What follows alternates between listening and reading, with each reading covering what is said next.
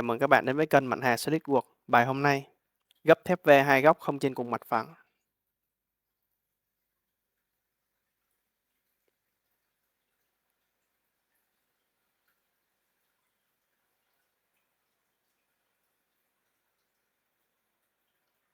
Chúng ta bắt đầu.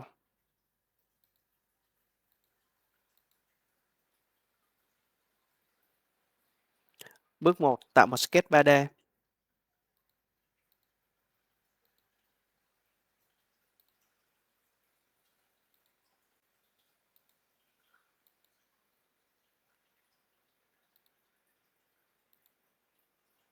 Ấn Shift Tab để chuyển tọa độ.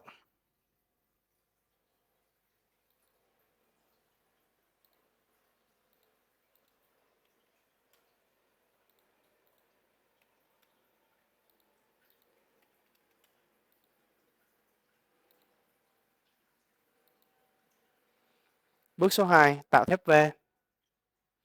Chọn tab Webman.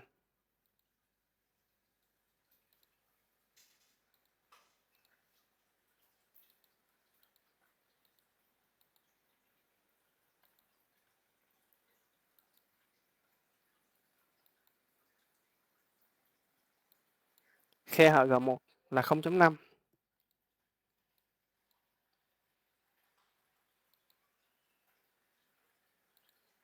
Sửa lại kích thước của thép V.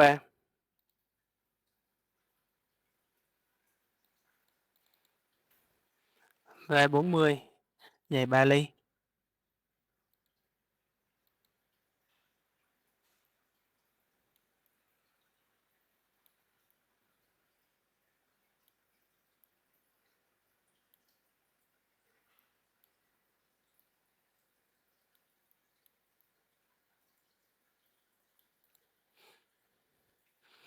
Bước số 3. Tạo Sheet Metal. Chọn tab Sheet Metal.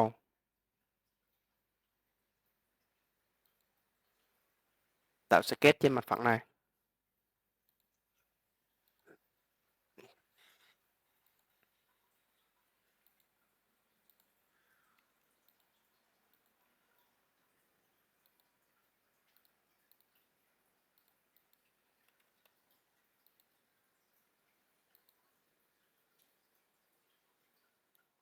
Chọn tab Sheet Metal.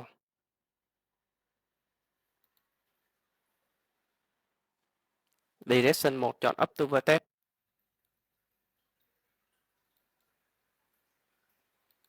T bằng 3, R bằng 3.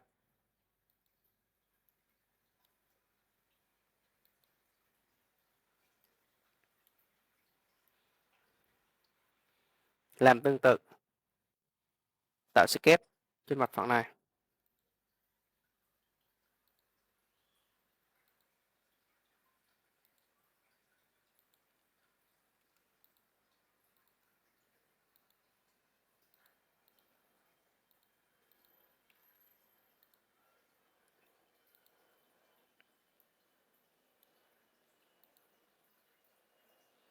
Direction 1 chọn Up to Vertex.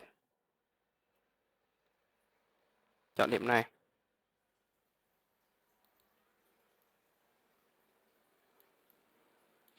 Bước 4. Xử lý mô hình và combine.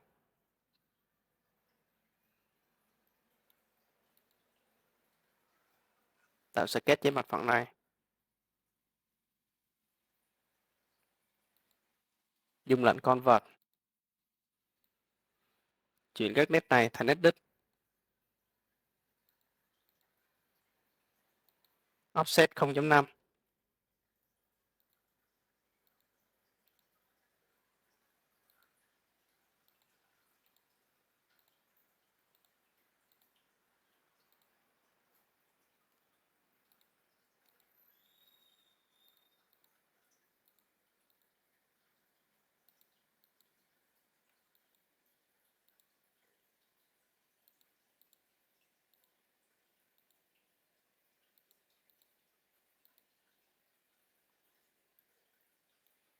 Dùng lệnh Extrude Cut. Direction 1 là Tone. Chọn phần cắt là thép V.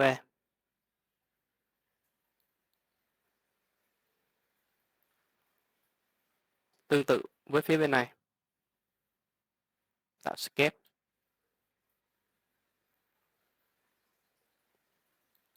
convert,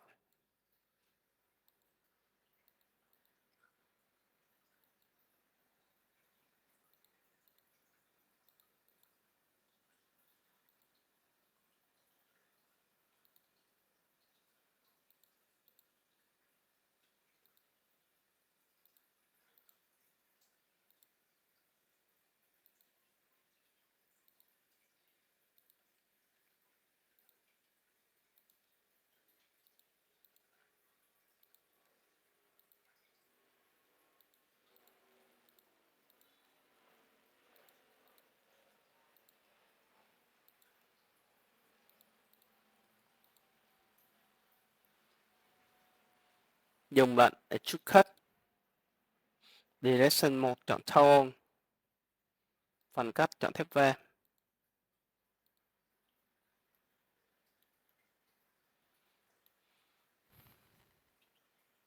chọn Insert, Feature, Combine,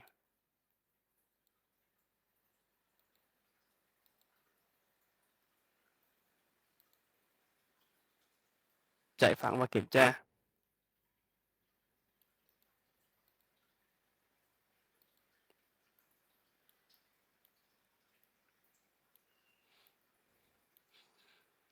Các bạn chú ý, phần cắt của cạnh V không được chạm vào mặt này. Chúng ta sửa lại bằng cách tạo sketch trên mặt phẳng này.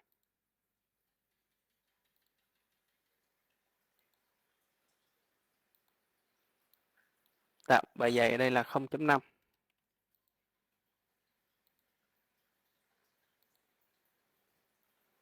Dùng lệnh Extrude, Direction 1 chọn Up to Surface, chọn mặt này và tích vào Mesh Resolve.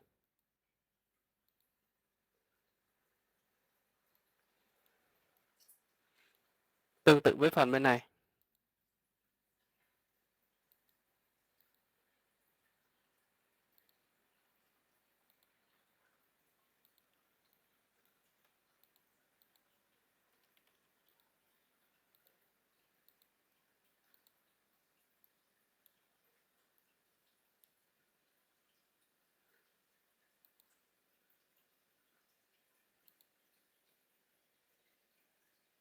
Up to Surface, chọn mặt này, tích vào Mesh Resolve.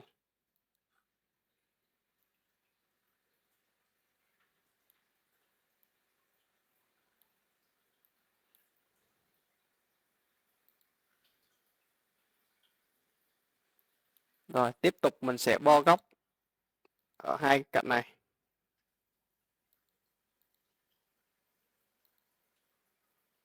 R là 3.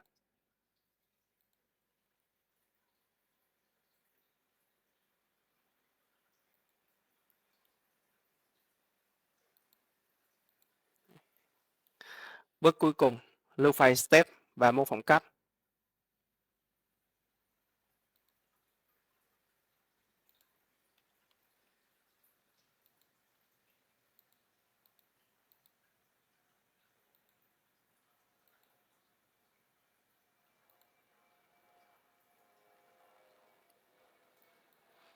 Mở phần mềm Toolkit.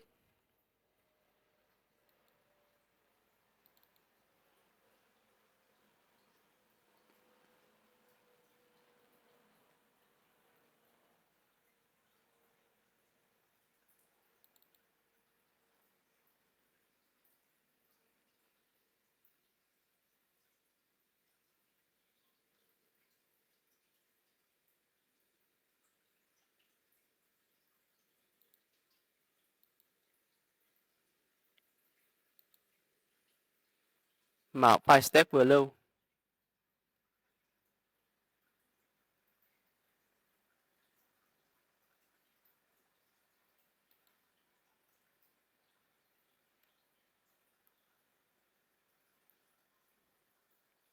Mô phỏng cắt.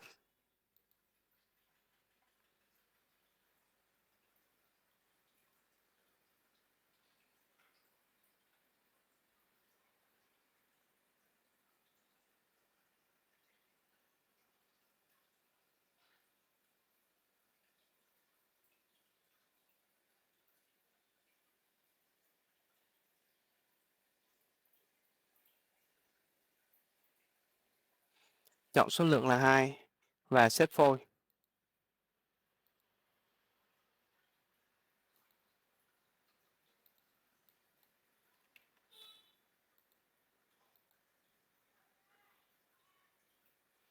Xuất file CNC.